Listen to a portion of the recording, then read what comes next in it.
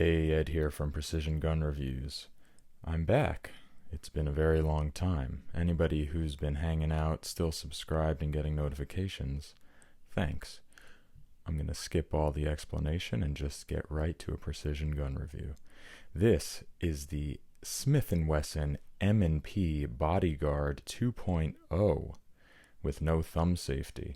It's a polymer-framed, striker-fired semi-automatic pistol chambered in 380 ACP. It is a micro-compact stack and a half with 10+1 rounds. It's on a scale because I figure it's easier to take stuff off than put it on during a video. So here we can see it's 15.2 ounces fully loaded with 11 rounds.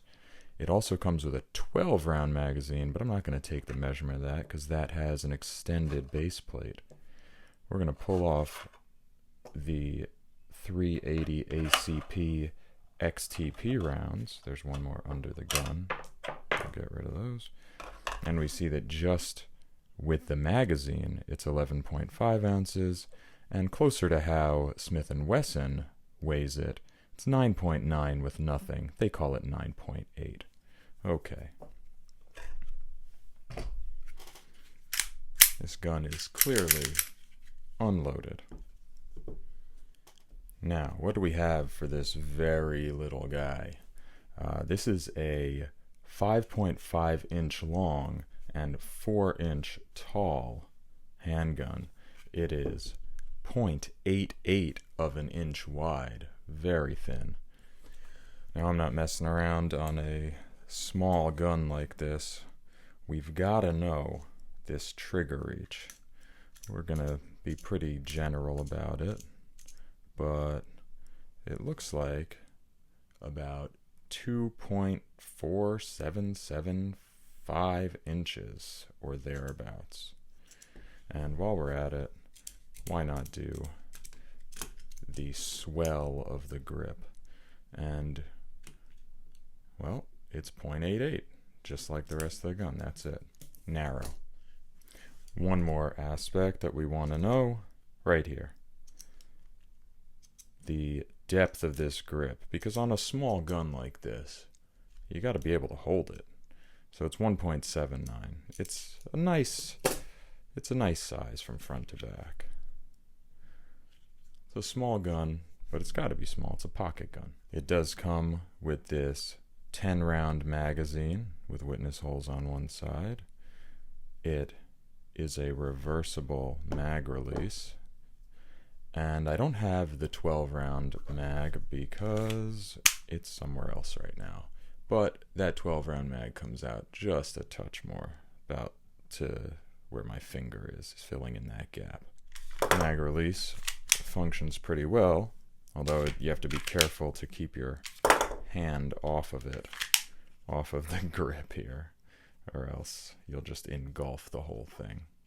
But it functions well. As I said, this is reversible, nice and textured. The mag well is not flared, nothing unique going on in here, but you have a very strongly tapered magazine in the stack and a half style first introduced by the SIG P365. We'll move up the gun taking a look at this slide stop and release. It's metal, functions well as a slide stop and as a slide release. Nice. One thing I noticed during shooting is that it doesn't always lock back on the last round, which I don't love. Here we have our takedown lever, which you can rotate that away to get the gun taken down. Very nicely textured. There's textures in a lot of places all over this gun, and they're quite grippy, but not quite as severe as something like the M&P 2.0 full size, which is intense 50 grit sandpaper in your hands and on your side. This one, I don't think it would even matter. It's going in my pocket. But it does have a good grip for being a small gun. That's nice, and I like this little spot here because I always keep my finger there. Slide serrations. You saw me pull it back using these front serrations, and we have these rear ones as well. They are very nice. Excellent, honestly. Some Smith & Wesson makes some of the best slide scalloping on their M&Ps. I really do like it. I love the way this gun looks too, by the way, as we're talking about it. It's got Armor Night finish on this stainless steel slide. That is Smith & Wesson's very good finishing process. It's nitriding. And we have our sight picture here. We have kind of a U-shaped cutout in the back, which is wide, and a narrow front sight with what they call a bright dot with a tritium insert. So it comes pretty much ready to go for the night. Although I don't love this. This is great with these ridges in here. This is great for reducing glare, I suppose. But I don't know how useful that is in the back. I'd rather have 3 dots personally, and this is a little wide. It's combat sights, wide, good for acquisition, general accuracy, but not precision accuracy. I'm not holding the gun right. But they're good sights. They also have this shelf here, this flat vertical face for racking on a hard surface, on your belt, on your boot, on a tree, whatever. The sights are both driftable. Very good. Very nice. And they're metal. And while we're at it, let's see if these calipers can function as a ruler. We're going to look at our sight picture here. Our sight radius. It's about, we'll go from back to back here, 4.56 inches, something like that, presuming we go down to 0. Good to know. More about ergonomics. It feels really good in the hand. I think I was getting to that because that's important to me, and it's one of the first things I think about, especially with a tiny little gun like this. It feels great. Good grip on the front, good grip on the back, less texture here and here. Trigger reach feels good. Everything feels great. It's just a really good ergonomically designed gun. I like it. Okay. Oh, it's got this 18-degree grip angle that Smith & Wesson loves to talk about, because if you are not a Glock guy, you know that the 18-degree grip angle, as popularized by the 1911, is the best grip angle. So that's what we have here. The trigger. Let's go to the trigger because that is a big deal on this gun. It is a flat-face polymer trigger with a flat-faced trigger safety. Now that I love. Flat and flat. So it feels really good. Doesn't have much take up here. Well, it has kind of a lot of take up, but that's okay. It comes to this hard wall, and this is what people really like. Right, you get here, it's got a little bit of something there, got a little bit of something, right, and then that's it. Not much over travel. It has a hard stop here built into the trigger guard. The safety works well, and now we're going to release it out. I'm trying to not have my finger fully on there.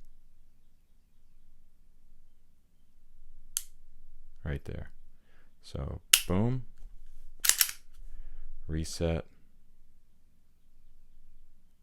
here, boom, reset, trigger, reset, trigger, and let all the way out.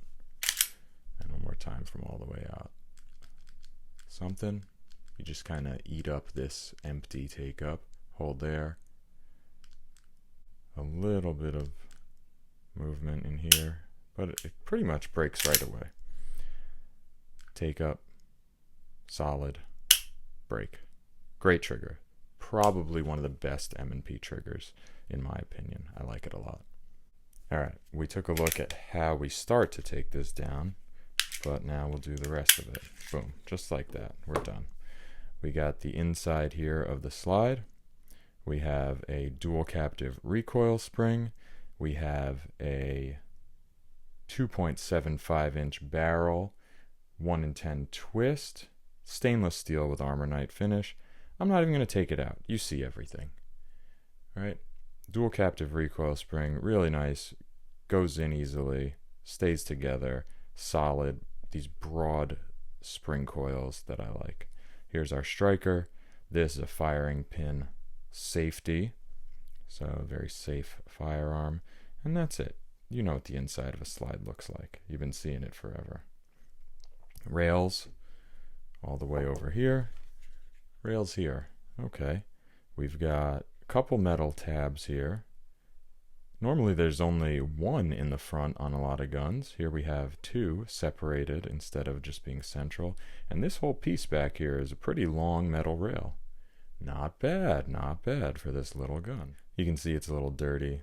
It's always in my pocket, which says something about it. Alright, here's our trigger mechanism. This disengages the safety, that releases the sear, blah, blah, blah. Okay, putting it back together, and magically, it is back together. I don't have any targets for this gun because I haven't been keeping them. However, it shoots well. I like shooting it better than my LCP Max. It's pretty accurate for the size, though it's not an ultra precise range gun or target gun. It'll do the job. I generally shoot a little bit more scattered with this than I would with my SIG P365 or a larger gun, which becomes more and more accurate. But for what it is, it does a very good job, and I've had zero malfunctions, zero failures, unless you consider the slide not locking back to be a failure. I consider that a frustration. Maybe my thumb rides up too high and pulls this down or something. Not sure. Doesn't happen all the time, but somewhat frequently it won't lock back. So know that. Might just be this example. But otherwise it has Smith & Wesson reliability, which you can count on. And it is so much better than the original Bodyguard. And it is now my favorite 380 in the pocket size. I use this Alabama holster, which we'll be seeing a little bit more of soon, and it does a great job. That's it. It's $449 MSRP, and I found it today at my local Palmetto State Armory on the website at $399.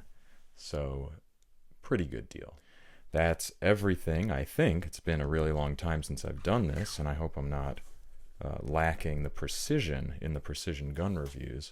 But that is your Smith & Wesson Bodyguard 2.0. It comes recommended from me, and this is my gun that I bought myself. Thanks for watching. Thanks for sticking around. Ed from Precision Gun Reviews, Smith & Wesson Bodyguard 2.0, recommended.